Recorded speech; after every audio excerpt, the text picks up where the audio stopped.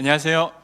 자, 오늘 원래는 수요 모임 있는 날이죠. 그런데 어제 비가 오고 이래서 저희들이 오늘은 넘어가기로 했었어요. 그런데 아침에 눈을 떠보니까 해가 쨍쨍하고 비치더라고요. 그래서 이렇게 영상으로 찍어서 여러분들께 올립니다. 네, 여러분들 아시겠지만 제가 원래 준비하기로는 수요 성경 공부식으로 준비를 했거든요. 근데 갑자기 설교가 되어버려가지고 많이 버벅거릴 수도 있으니까 여러분들 함께 좀 양해 구하고요. 함께 말씀 보도록 하겠습니다. 오늘 보실 말씀은 시편 119편에서가 아니죠. 119편 121절에서 128절입니다. 그래서 지난번에 여러분들 우리 우목사님께서 말씀해 주실 때 우리 사메트라고 했었는데 그게 어떻게 생겼다고 하는지 기억나세요? 이 동그라미처럼 생겼다고 그랬었어요. 그렇죠? 그래서 이게 사람이 이렇게 구부린 형태, 절을 하는, 하나님께 절을 하는 형태라고 했었는데 오늘은 아인이라고 합니다. 아인. 히브리 알파벳 아인은요, 소문자, 영어 소문자 Y처럼 생겼는데 이 의미가 눈으로 보고 이해함을 나타냅니다. 그래서 그런지 오늘의 구절들의 키포인트는 뭐냐면 눈으로 하나님을 보는 그런 모습들이 담겨져 있어요. 굉장히 이 시인이 천재인 것 같아요. 단순히 알파벳만 맞춘 것이 아니라 알파벳의 그 형상과 그 모양에 따라서 그 뜻에 따라서 그의 시들을 이어가고 있는 것을 알 수가 있습니다. 그래서 오늘의 시의 어떤 주제는 바로 세상 가운데에서 내가 그리스도의 믿음을 가지고 하나님의 말씀을 가지고 힘이 들 때에 바로 내 시선, 내 눈을 들어 하나님 은혜를 베풀어 주십시오, 하나님의 은혜를 발견하게 해 주십시오라고 하는 그러한 것이라고 보시면 되겠습니다. 자, 그러면 오늘 말씀을 먼저 보도록 하겠습니다. 121절에서요 128절인데 오늘의 말씀은 4절씩 이렇게 끊겨요. 그래서 4절씩 한번 읽어보도록 하겠습니다. 제가 읽도록 하겠습니다. 121절에서 124절입니다.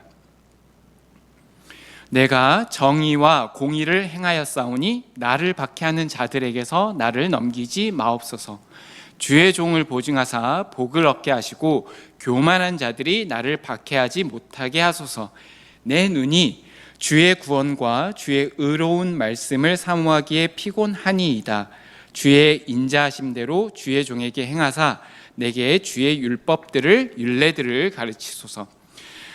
먼저 처음에 나온 네 구절에 보면요, 시인이 굉장히 주님께 간절하게 간구하고 사모하는 것을 알 수가 있습니다. 이 간구하고 감사하는 세 가지 그 간구의 기도 제목들이 나와 있는데 121절, 2절, 3절 이렇게 세 가지 다른 모습으로 주님께 간구하고 있습니다. 왜 이렇게 간구하고 있을까요? 그 이유는 이 시편의 배경이 될 수가 있는데 122절에 나왔었어요. 121절이랑 22절에 나왔는데 나를 박해하는 자들이 있다라고 이렇게 얘기를 합니다.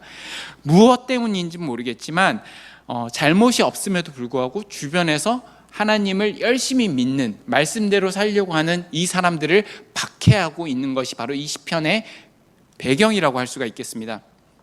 그래서 첫 번째 간구를 먼저 봅시다. 어떻게 하나님께 간구를 하고 있냐면 내가 정의와 공의, 여러분들 아시죠? 미시파트 차데크, 정의와 공의, 율법과 관련되어 있는 하나님의 율법들을 굉장히 열심히 지켰다라는 거죠. 굉장히 행했는데 나는 하나님의 말씀대로 살려고 했는데 나를 박해하려고 하는 자들이 있습니다 라고 합니다. 주님, 내가 정말로 주님의 말씀대로 읽고 깨달은 대로 이 삶을 살려고 노력합니다. 그렇게 살아옵니다. 그럼에도 불구하고 내 삶은 왜 이렇게 공고하고 힘이 든지 모르겠습니다.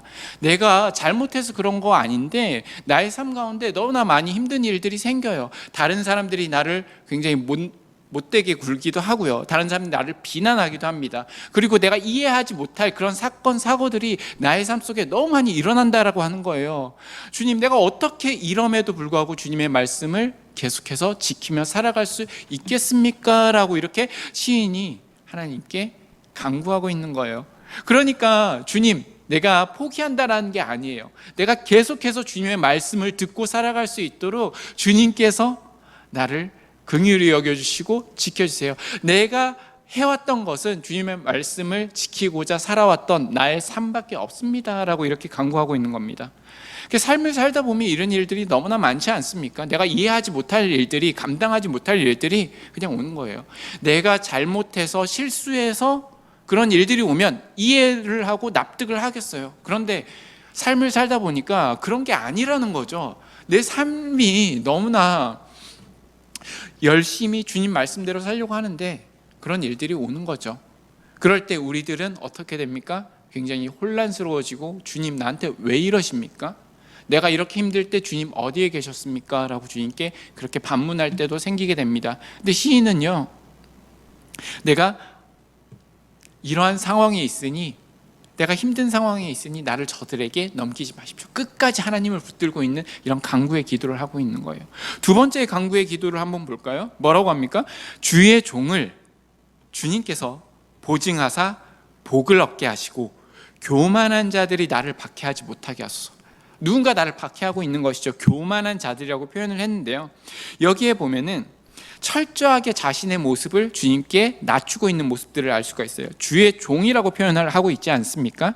이것은 자신의 운명을, 자신의 삶의 운영을 전적으로 주님께서 맡겨드리는 종의 모습으로 표현하고 있는 것입니다. 종은 어떤 사람입니까? 종은 철저하게 주인의 밑에 있는 사람이에요. 주인이 하라는 대로 하고요, 주인의 명예, 모든 명예에 따르는 그런 사람이에요.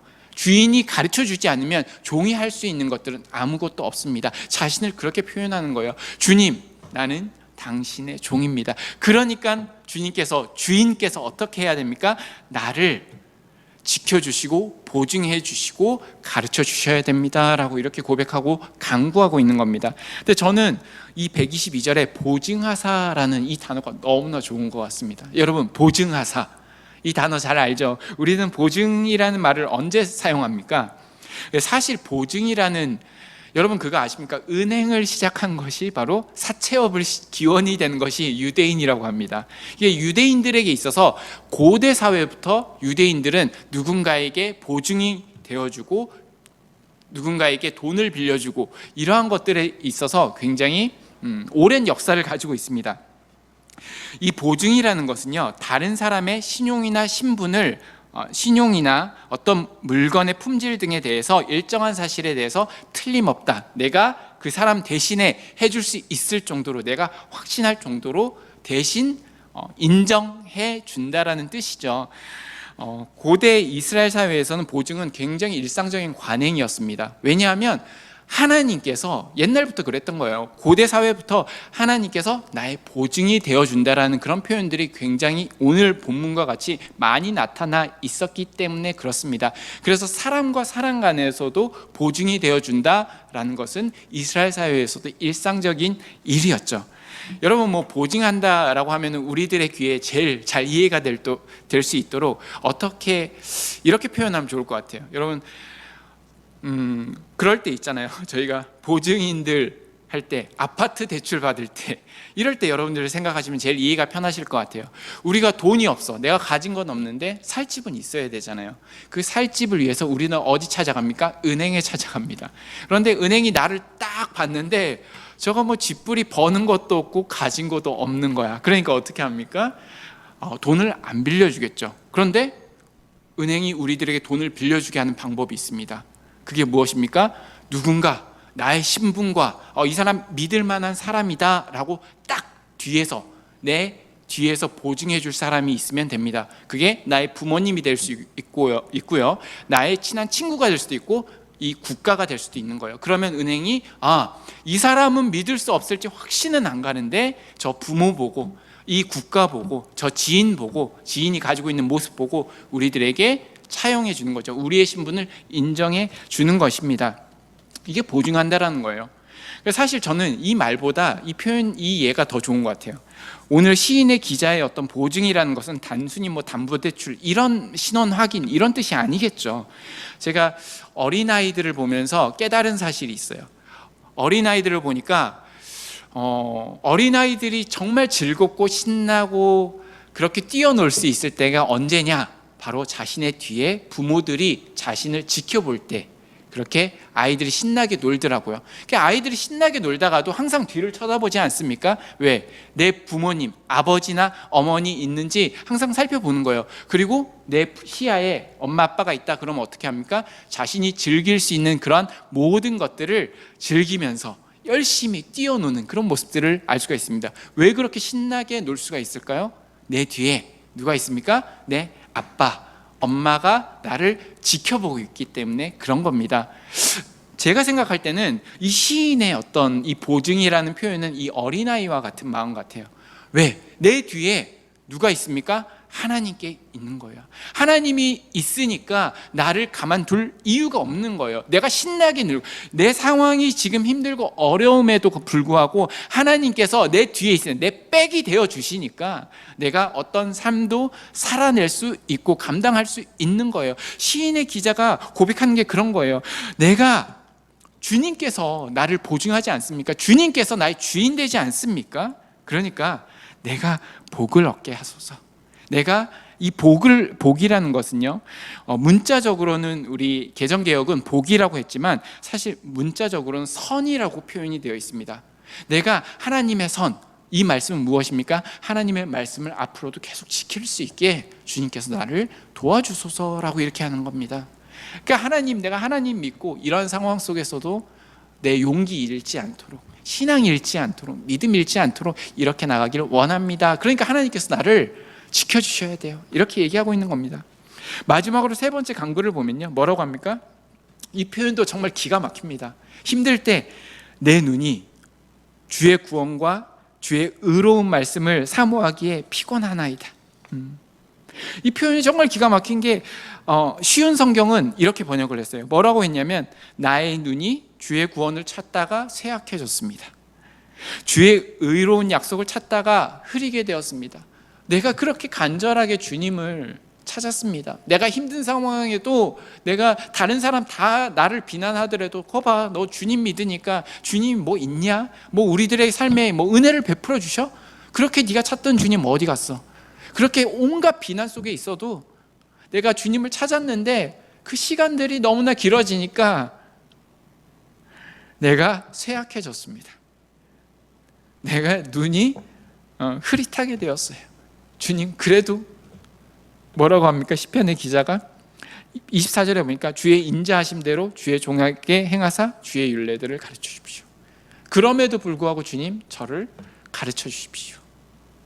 얼마나 이 간절하고 애절하지만 이 시인의 그 어떤 믿음의 깊이를 알 수가 있는 것 같아요. 저는 이 말씀을 보니까 욥이 생각이 나는 것 같아요. 욥이 정말 많은 것들, 모든 것들을 문자적으로 빼앗기지 않았습니까? 그리고 오랜 시간 동안 고통받으며 그 친구들이 와가지고 욥을 박해하고 있죠.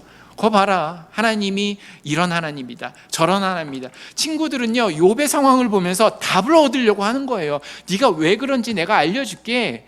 네가 과거에 너가 지은 죄 때문에 그런 거야. 또 다른 친구는 와서 말하죠. 내가 너가 왜 그렇게 힘든지를 알려줄게. 다 이런 식으로 욥의 상황을 통해서 자신의 이성대로, 자신의 답변대로, 내가 알고 있는 하나님 그 모습 그대로 그렇게 답을 찾아준다고 얘기를 하고 있는 거예요.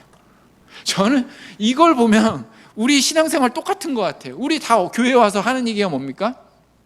위로랍시고, 그게 왜 그런 상황들이 발생하냐면요, 이래서 그렇습니다, 저래서 그래요, 교회 생활 더 열심히 해보시고요, 죄를 짓지 말아야 되고요, 회개해야 되고요, 더욱더 다 그렇게 답을 주려고 합니다. 그럴 때 어떻게 됩니까? 그 정작 고난당하고 오랜 지속적인 신앙의 삶을 통과하는 사람들은요, 괴로워하고 영혼은 쇠약해지고, 주님, 저 죽을 것 같아요, 내 눈은요 흐릿해지고 있습니다.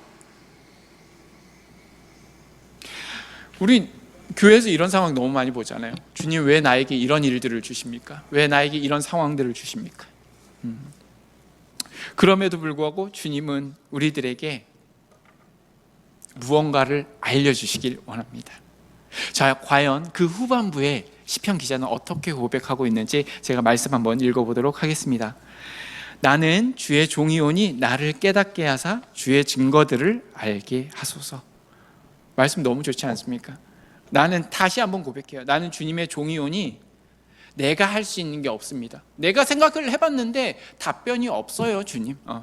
이렇게 해서 나한테 환란이 온 것도 아니고 이런저런 사람들이 나에게 하나님이 내가 왜 이런 상황을 겪었는지 다 답변을 주려고 하지만 아닙니다, 주님. 나는 주의 종입니다. 주님께서 나에게 말씀해 주시고 알게 하지 않으면 내가 알 수 있는 것은 하나도 없습니다 라고 하면서 어떻게 합니까? 나를 깨닫게 하사라고 이렇게 합니다. 깨닫게 하사 주의 증거들을 알게 하소서라고 이렇게 얘기를 합니다. 이 얼마나 멋진 고백입니까? 정말 성경에 보면요, 많은 사람들이 이렇게 얘기를 해요. 성경을 많이 알아야 됩니다. 아는 법을 배우셔야 됩니다. 설교도 많이 들어야 되고요.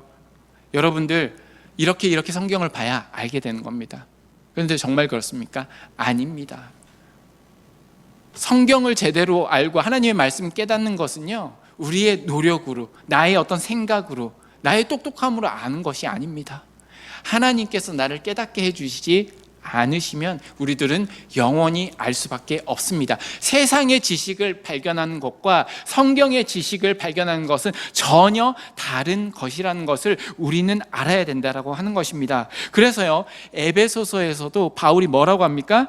지혜와 계시의 영을 부어주셔서 하나님이 여러분들에게 알게 하셨으면 좋겠습니다 라고 이렇게 얘기를 합니다. 그리고요, 예수님께서, 베드로가 이렇게 예수님께 고백하죠. 주는 그리스도시요 살아계신 하나님의 아들이시니이다 라고 고백했었을 때 예수님께서 베드로에게 뭐라고 하는지 아십니까? 이를 내게 알게 한 것은 네가 단순히 잘 봐서 그런 거 아니다. 네가 똑똑해서가 아니다. 바로 하늘에 계신 내 아버지니이다 라고 이렇게 예수님께서 베드로에게 말씀하고 있습니다. 이 시편 기자도요, 그 사실을 너무나 잘 알고 있는 거예요. 우리들의 지식, 어떤 유명한 목사님, 우리들이 성경을 가르치고 있는 이런 모습들, 이런 거 아닙니다. 우리가 정말 기도해야 될 대상은요, 하나님입니다. 시편 기자처럼 기도하는 거예요. 나는 중에 종이오니 나를 깨닫게 해 주십시오. 이 종이 이 힘든 상황 속에서도 주님에게 나를 깨닫게 해 주십시오. 이 상황들이 왜 있는지 저는 모릅니다. 그러니 주님께서 이 상황들을 내가 이 상황 속에서 어떻게 주님의 말씀을 더 붙잡고 살아갈 수 있는지 깨닫게 해주십시오. 기도하는 거예요. 이 시편의 기자가 뭐라고 해서 이 기도를 한 다음에 기도하는지 아십니까? 127절에서 128절 이렇게 얘기합니다. 그러므로 내가 주의 계명들을 금, 곧 순금보다 더 사랑합니다. 그리고 128절에 이렇게 얘기를 하죠. 내가 범사의 모든 주의 법도들을 바르게 여기고 모든 거짓 행위들을 미워하나이다. 내가 이 세상의 가르침, 이 세상이 나에게 가르치는 것들을 더 이상 따르지 않겠나이다. 거짓이라고 내가 당당하게 주님의 말씀 앞에서 얘기하겠나이다 라고 이렇게 얘기를 합니다.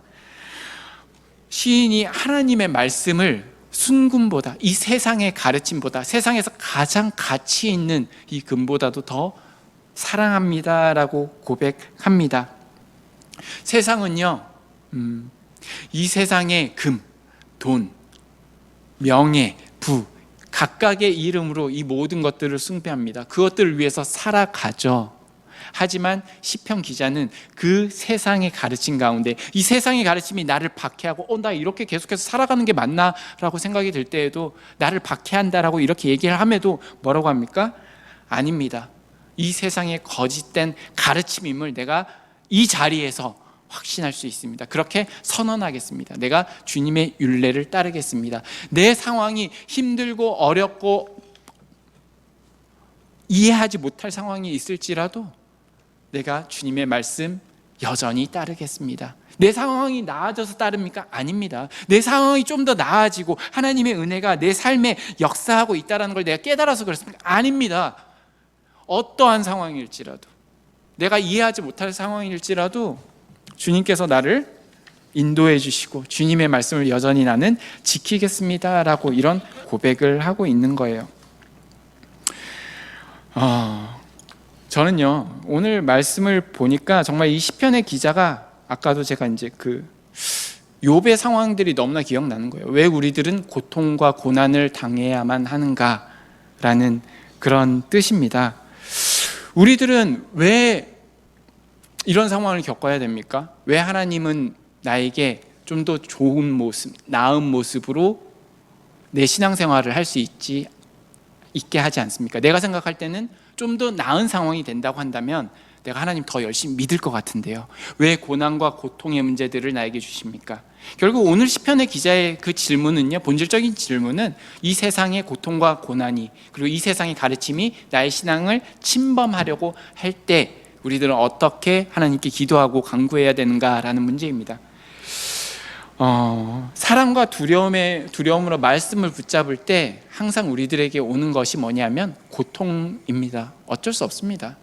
고통 없이는 십자가도 없다, 하나님의 은혜도 없다라고 말하는 사람도 굉장히 많죠. 주님께서 하나님을 사랑하여서 무엇을 감당하셨습니까? 고통을 감당하셨습니다. 십자가를 감당하셨죠. 하나님은 예수님에게, 그리고 자신을 사랑하는 그 많은 제자들에게 편안함과 안락함과 복을 허락하지 않았습니다. 어려움과 이해하지 못할 고통과 절망 속의 그 긴 세월들을 그들에게 내려놓았습니다. 물론 사랑과 두려움으로 하나님의 말씀을 붙잡고 승승장구하는 삶을 사는 사람들이 있다고 한다면 너무나 좋겠지만, 사실 우리들의 삶을 잘 솔직하게 찾아보자면 당장 우리들에게 찾아오는 것은 박해와 고난이라는 것이 참 우리들을 난감하게 만드는 것 같아요. 이런 상황 속에서 우리들은 너무나 작아지죠. 할 말이 없습니다. 그리스도인으로서 이 상황 속에서 어떻게 살아가야 하는 건가. 하지만 여러분들, 저도 그런 것에 대해서 답을 못 내리겠습니다. 어떻게 그 고난과 고통의 문제에 대해서, 한 개인의 고난을 고통에 대해서 교만하게 우리가 이래서 고난이 있는 겁니다라고, 이러면 답을 찾을 수 있는 거라고 우리 얘기할 수 있겠습니까? 저는 답을 못합니다. 하지만 이 얘기는 할 수 있어요. 성경에 너무나 수많은 사람들이 우리들과 똑같은 고난과 고통을 감당하며 믿음을 지키며 살아갔습니다. 그리고 오늘 우리들이 본 이 시편의 기자 또한 그 어려움 가운데에서도 하나님의 말씀을 더욱더 붙들게 해달라고 하는 이런 간구의 기도의 제목들을 이렇게 올려드리고 있습니다. 그들이 그럴 수밖에 없었던 그 이유는, 말씀의 사람들은 결국은 그 고난의 상황을 통해서 말씀을 더욱더 붙잡고 살아갈 수밖에 없었다라는, 그리고 자신의 자아, 이기심을 서서히 고통으로 인해서 깎고 다듬어 갔다라고 하는 그 이유밖에 없습니다. 오직 하나님의 뜻과 공의만 선명해지도록 자신의 이름, 자신의 삶, 자신의 욕심, 자신의 꿈들을 조금씩 지어나간 그런 사람들의 이야기, 그것이 바로 성경이고, 그렇게 세워진 곳이 교회이며, 그렇게 모인 곳이, 이어진 곳이 바로 우리들, 내 옆에 있는 이 그리스도인의 집합체, 공동체라고 하는 것입니다.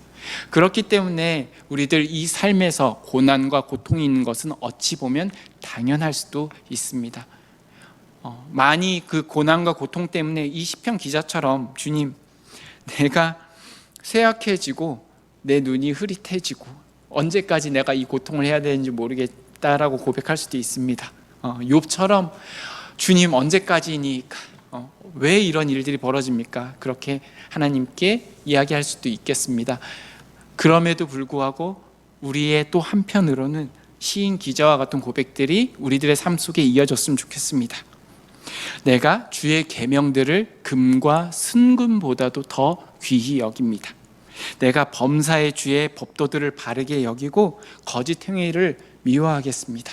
주님, 그럼에도 불구하고, 내 상황이 어찌함에도 불구하고 주님의 말씀을 사랑하겠습니다 라고 고백할 수 있는 여러분 되셨으면 좋겠습니다. 그리고 하나님께서 여러분들의 삶 속에서 여러분들의 믿음과 그런 고백들을 잘 붙들어 살 수 있게끔 분명히 성령님께서 여러분들의 백이 되어주시고, 우리들을 보증해 주시고, 우리들이 정의와 공의의 말씀대로 살아갈 수 있도록 인도해 주실 것이라 저는 확신합니다. 그러니까 우리가 서로를 위해서 기도해 주시고요, 또 여러분들이 이 영상을 보신다고 한다면 또 우리 그 삶의 문제를 놓고 또 기도하셨으면 좋겠습니다.